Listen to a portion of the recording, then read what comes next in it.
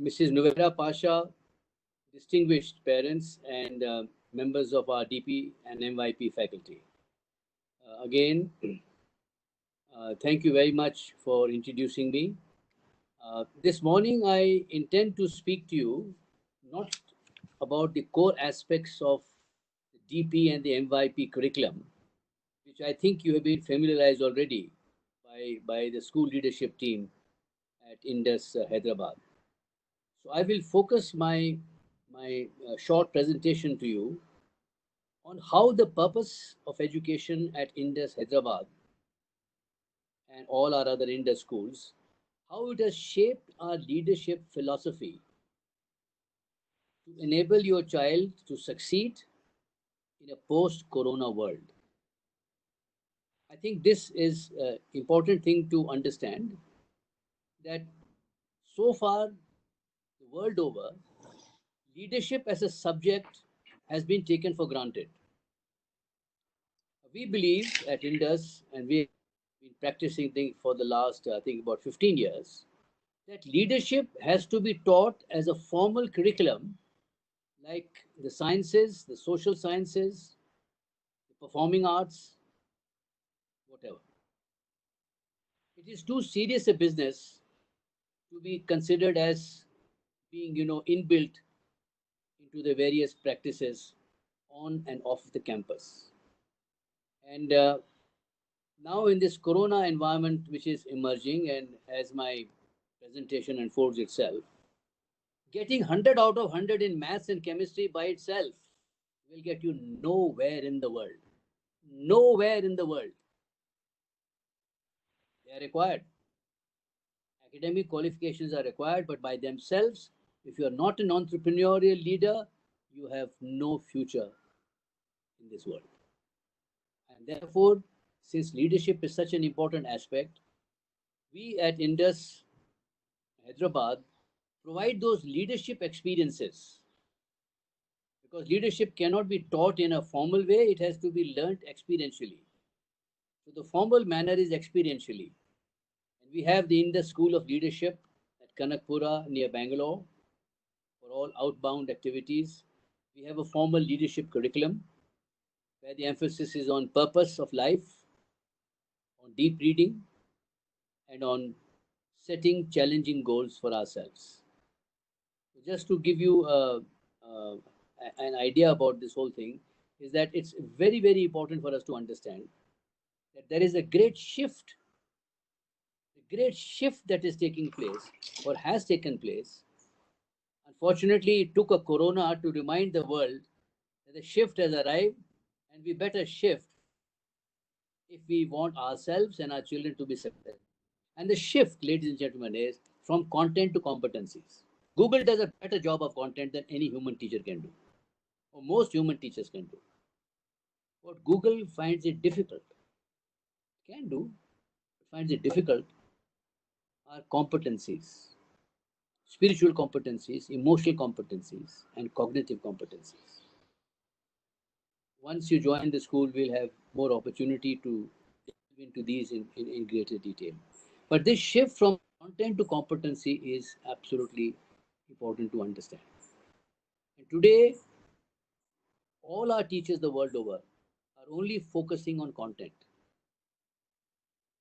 The time has now come for teachers to leave content to artificial intelligence. That is what we have done at Bangalore, and that is what we are now doing in Hyderabad and Pune, is that teacher robots, they're adult-sized teacher robots who take over all the repetitive tasks of the teacher, like homework, assessment, best practices for managing academic rigor, systems and processes for that, um, and and focusing on content. So these aspects are all taken over by robot. So the teacher now has got 90% time available to focus on your child, to be human, what she should have done all these 1000 years. Therefore, before we dive deeper into what sort of a leadership philosophy we require and how that leadership philosophy, I would say, is the inner crust of all the subjects that are related to our child.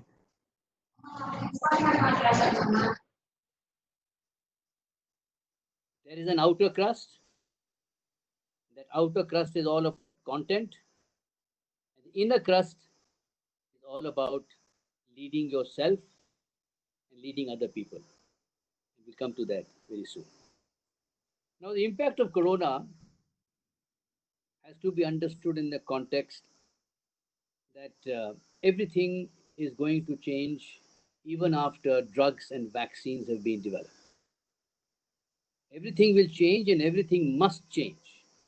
And this is the continuation of the human laws of evolution. How we started off from a water molecule and where we are today. How the evolutionary process starts from simple mechanisms, simple organisms, going into complex organisms. And corona and what is going to come after corona is preparing that evolutionary cycle of human beings to arrive at more complex and to be able to apply those complex situations in our life. And therefore, I feel that there is a lot of talk nowadays, now that corona is generally under control in the world, that in fact, there was a pandemic in 1918, the Spanish flu was there. World War One happened, World War Two happened over there, and then the world came back to normal. When I say that we are not going to come back to normalcy, is because of the simple reason that there are greater threats lurking around the corner. And the biggest threat, ladies and gentlemen, is climate change. It will be 100 times more devastating than any virus flu that the world has ever seen. Droughts, famines, breakdowns of internet, healthcare, massive migrations will take place, conflicts will be there to manage over there. It is absolutely unimaginable. Therefore, if in the next year or so we are not able to control the global temperature, bring it down below, keep it below 2 degrees Celsius over there, the threat will be 100 times more than coronavirus or any other virus. The other threats also. There is now realization in people who are unfriendly, like terrorists, to use biological chemical weapons. They could be nerve agents, they could be germs like anthrax, sarin. Sarin was used in Tokyo about nearly 30 years back in the Tokyo subway there, and cyber warfare. In fact, we were in Israel.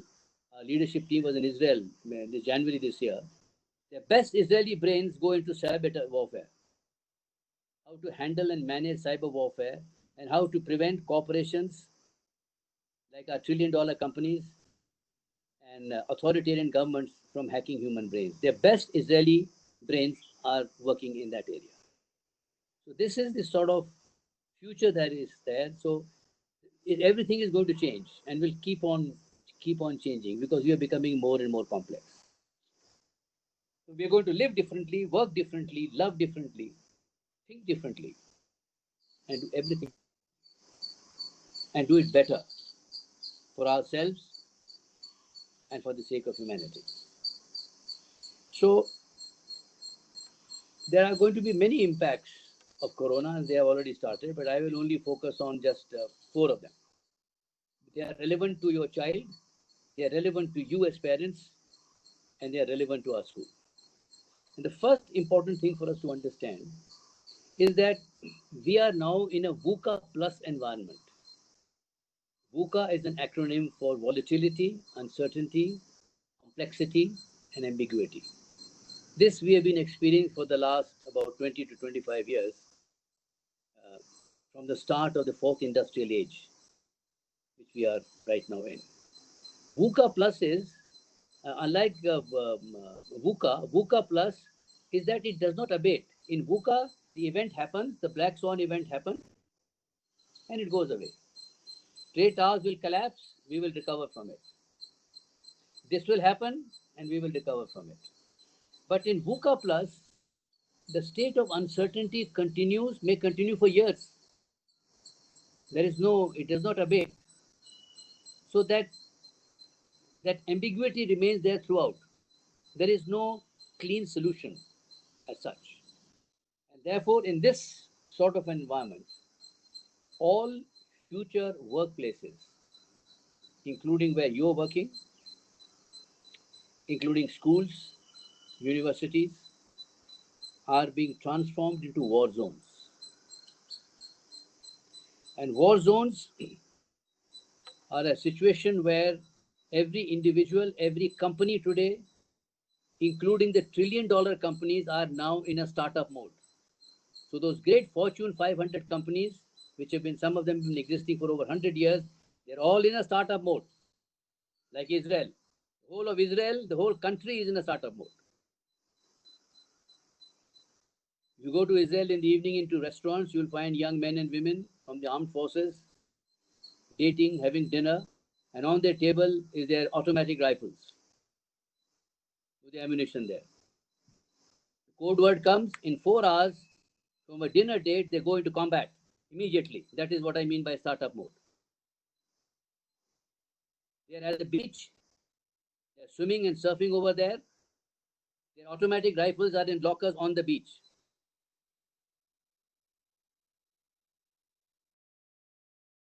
They run.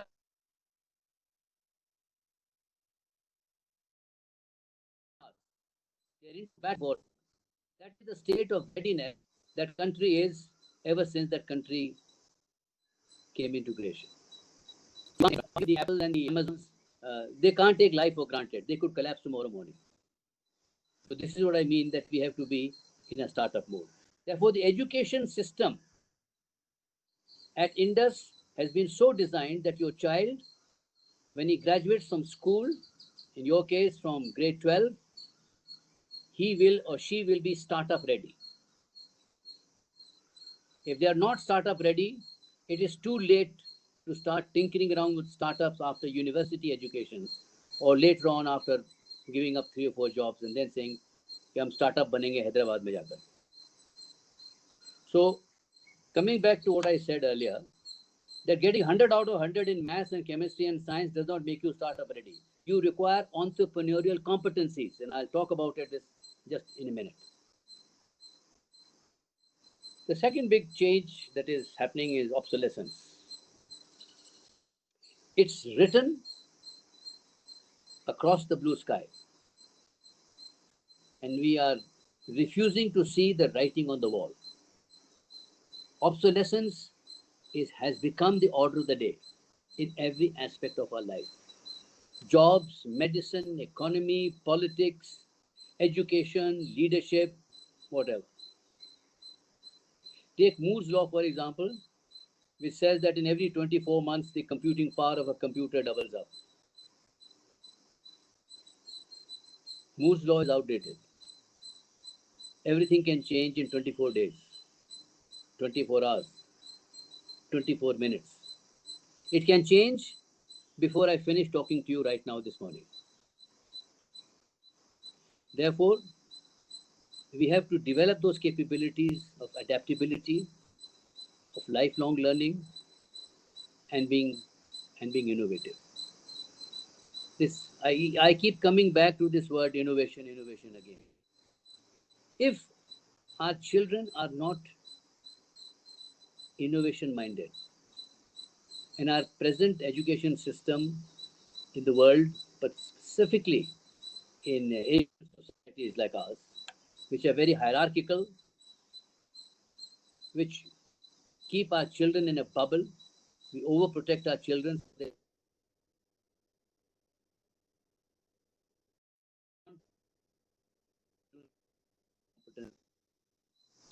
If a child is not innovative, there is hope for them to succeed or to be happy, and there'll be millstones around our neck, parents' neck, society's neck.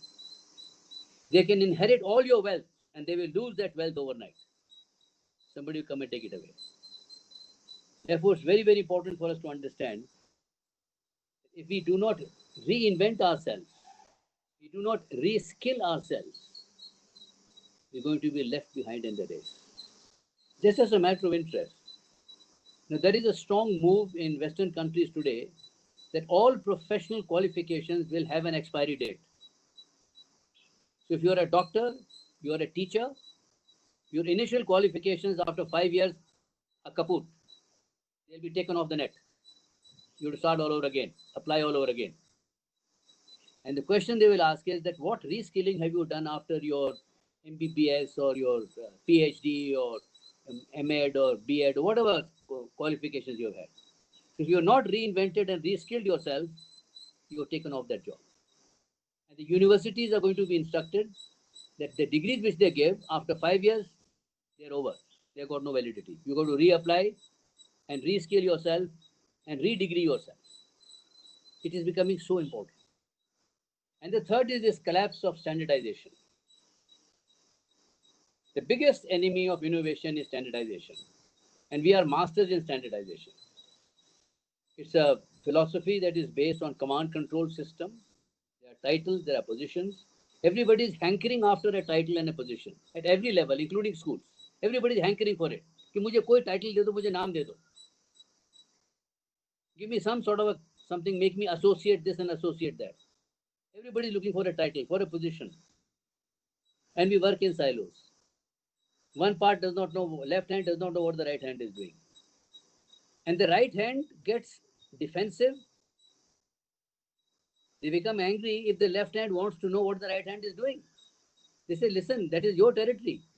So like tigers mark their territory by spraying urine, most of our organizations today, companies and schools, work in silos.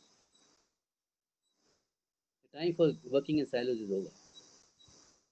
Therefore, the age of me, we will be shifting from ruling by standardization to leading by personalization, moving into teams, small teams, into networks, into individuals. They are going to now become the new hard currency in leadership. And the fourth very, very important thing for you, and you've had a big taste of this in the present lockdowns, is we are witnessing today the greatest psychological experiment in human history. Where 7.2 billion people, 7.2 billion people are going through lockdowns, quarantines, red zones, containment zones, call them whatever you want to call them. There's a fear which is moving around everywhere. According to the Chinese research papers which have just emerged from Wuhan, 28% of parents were suffering from severe psychological disorder after just about 2 to 3 months of complete isolation. So it's very, very important for us to understand that schools must help children, and I would say even parents, they are part of the school community, to develop what I would call is psychological immunity against the toxic effects of isolation, of uncertainty, financial worries, and fear of the contagion returning. And there's a lot of talk. And to make things worse, you got our media, all our media channels. For them, bad news is good news. So they have had a big share to spread bad news, and our social media is known for false news, for fake news. Nearly 70% of what you see on social media is all fake news, and we can't make out the difference. Therefore, post-traumatic growth is a very, very important aspect, and we lay a lot of emphasis in Hyderabad, in Pune and Bangalore in our international schools on helping children how under conditions of adversity,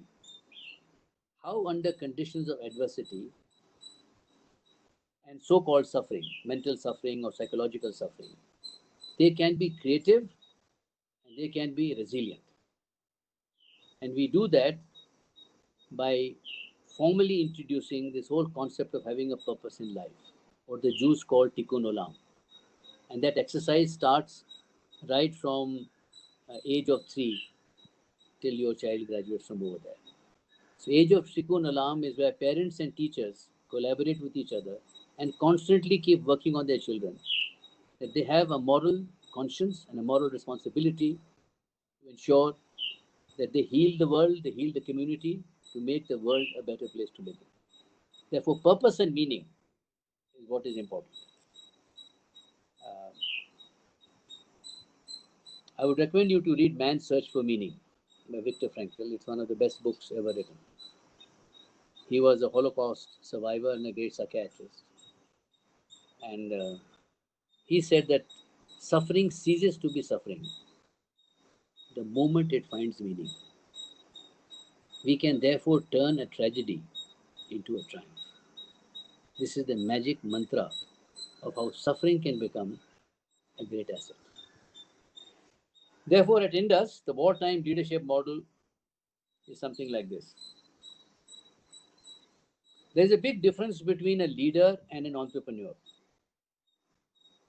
All entrepreneurs are leaders, but most leaders are not entrepreneurs. The new world belongs to entrepreneurs and not to leaders. Therefore, the new definition of a leader is an entrepreneur. So when we now say leader, it means you're an entrepreneur. That means you're an innovator. And therefore, the purpose of education at Indus, which is to prepare you for a future we do not know, a future now which is VUCA plus. Our core philosophy is to make your child an entrepreneur. And as I said earlier to you, that in our lexicon, in our thesaurus, in our dictionary, to be startup ready is to be an entrepreneur. And the acid litmus paper test for this is that when your child graduates from Indus, she or he should be startup ready. And that is what we are doing now. We are starting with a big experiment at Bangalore, 30 children and selected teachers who right from grade 9 onwards will be given formal training in becoming entrepreneurs by the best brains in Bangalore, the best entrepreneurs, the best venture capitalists, the best angel investors, the best successful business people from Silicon Valley who now live in Bangalore. And Hyderabad has got their own huge big share of such like people. So after this experiment, so they will do their grade 9, 10, 11, 12, they'll do their MYP and DP, and simultaneously they will also do uh, their uh, their entrepreneurship training over there. If they are not capable of doing it, then they are not capable of being an entrepreneur. It's as simple as that. So that is what we're going to experiment with. And we will share this initial details of our experiment with you when next time I speak to you. Now, what is Indus doing to make your child startup ready? That is a good question. I told you about the startup school, which is going to start in the coming academic session. I spoke to you about the leadership school, which we have at Kanakpura. Again, nowhere in the world does a group of schools have their own leadership school. It's a huge, big leadership school where purpose, deep reading, and goal setting are taken care of through the leadership curriculum. We've got now a new animal called a chief philosophy officer, and I'm very proud to say that no university or school in the world has got a chief philosophy officer. And she is the principal of one of our IB schools in Pune, and she is coming on board. It is so important because the ethical dimensions of entrepreneurship have somehow been missed out in our conventional development of entrepreneurs. While we were in Israel, which as you know is a nation of startup, in every 2,000 of their population, there is one startup, and their population is 8.5 million. In every 2,000 population, there is one startup. It's a nation of startups. And the head of the space agency in the Tel Aviv University in artificial intelligence and entrepreneurship, he said to our leadership team that in entrepreneurship, 30% of your curriculum has to be based on ethics. Many people fail not because of funding. In startups, they fail because of the ethical dimensions of startup. When money outweighs the ethical dimensions, those companies don't last for long. So this was a very valuable advice given by them. Then we got a very strong community outreach, and I'm sure the principal, Mrs. Nuvera Pasha, has spoken to you about it. And it's a huge, big thing. They are working with migrant labor, hundreds of them. And a farm has been set up for them in the school area. where all the essential foods are grown over there. Children contribute for that. And we are supporting something like about nearly 5 to 600 migrant labor every day, free meals for them every day. So I think these are some of the methods by which we are getting your child to be startup ready. I've spoken to you about design thinking, about innovation. So I won't badger that point again. But that is the second strong pillar. One is to be entrepreneurial minded. Second is innovation, which is actually a subset of being an entrepreneur. Innovation, ladies and gentlemen, is the only vaccine against coronavirus. Innovation is the only vaccine against climate change. Innovation is the only vaccine against any cyber threat, nerve threat, or germ threat to our society or to our individuals. Those who are not innovative, in our view, will perish. They will have no economic value, they will have no political value, and as Yuval Harari, the famous Israeli historian, says, they will be consigned to be members of the useless class. Whatever money they inherit, they will lose overnight. This is a very serious matter. In the good old days, ladies and gentlemen, you had a person who was doing all the ideas, churning out all the ideas, and you had a lot of minions who were implementing those ideas. He is a creative person. But a creative person is not an innovative person. Having ideas is not enough. Those ideas have got to be implemented. They have to be turned into products, into systems and processes. Therefore, today, the redefined innovative person is an idea person and an action person. So I have ideas and I have the competencies to transform those ideas into action, into useful products on the ground, which are marketable. The third thing is personalization. And I think this is a very big challenge the whole world faces. As I said to you, 90% of a teacher's time is spent away from the child, like homework assignments, preparing for lessons. Even if she just brushes over, like even when I'm speaking to you, I made my notes and I've spoken very often, but still I brush them over, I update them, I add a few things here and there. It will take me about 15-20 minutes, even though I've spoken about 10 times. So when I speak to you, or as a teacher or as a CEO, I have to do my homework, I have to come prepared to speak to you. I can't just take it for granted कि मुझे सब कुछ आता है. मुझे सब कुछ नहीं आता है मुझे. Therefore, design thinking takes a very prime space in the delivery of each of our units.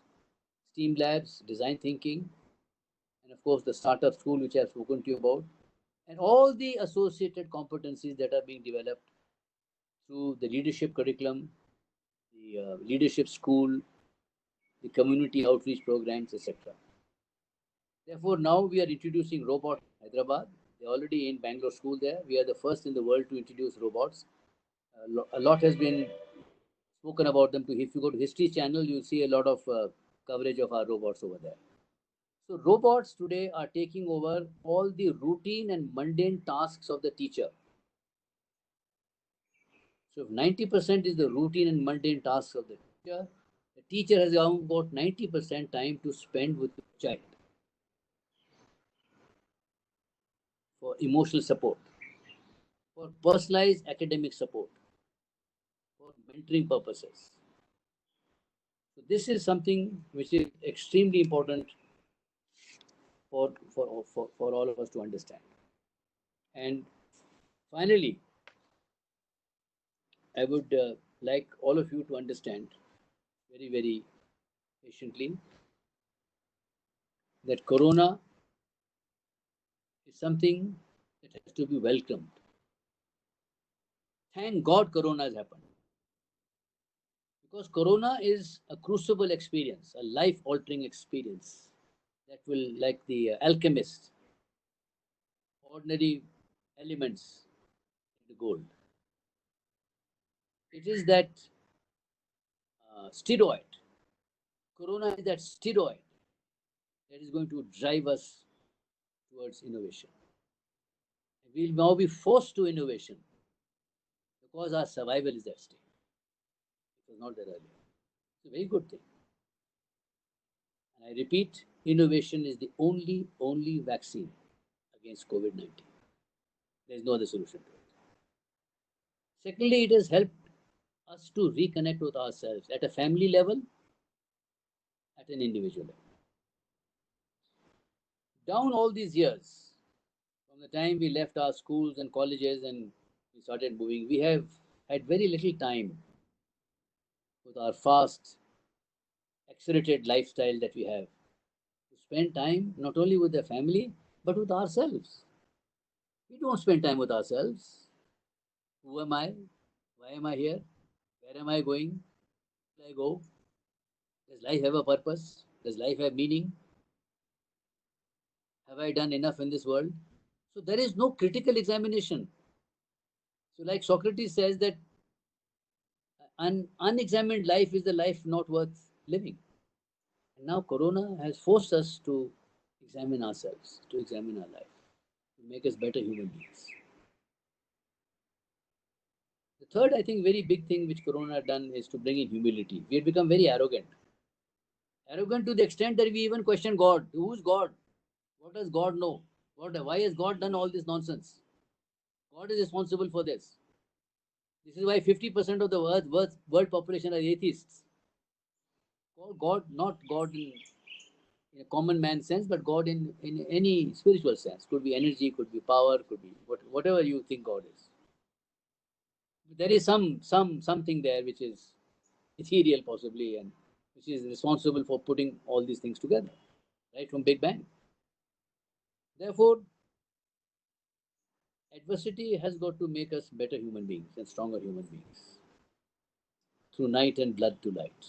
Without adversity, no human being, no country, no nation can become strong.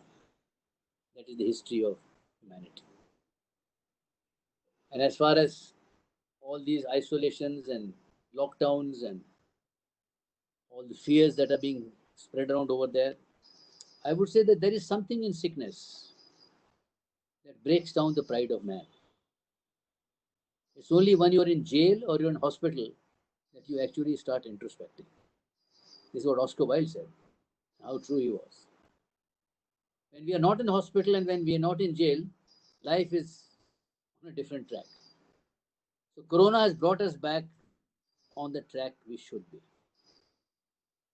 And I would like to end with a small little fable which originated amongst the Sufi poets led by Rumi in Persia. There was this great king, a great monarch who very unhappy. He used to get very unhappy when he was very successful or he was not successful. Something sad. So he said, listen, I'm a king. I have to find an answer to this. So he called all his wise men and he said to them that I want you to draft a short sentence. So short that it can be embossed on my ring. Whenever I am over happy and I'm over sad, when I look at that sentence, I'll be happy. So they went into a huddle and they came up with a magic solution. And this too shall pass. And this too shall pass.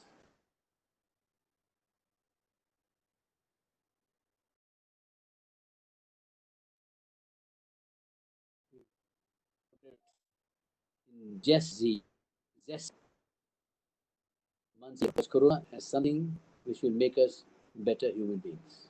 So let us look at the positive side, and that I feel is the role of a leader, whether you are a mother, whether you are a father, whether you are a teacher or you are a prime minister. Leaders are messengers of hope. They are able to show the light despite all the darkness around. So thank you very, very much for a very patient listening.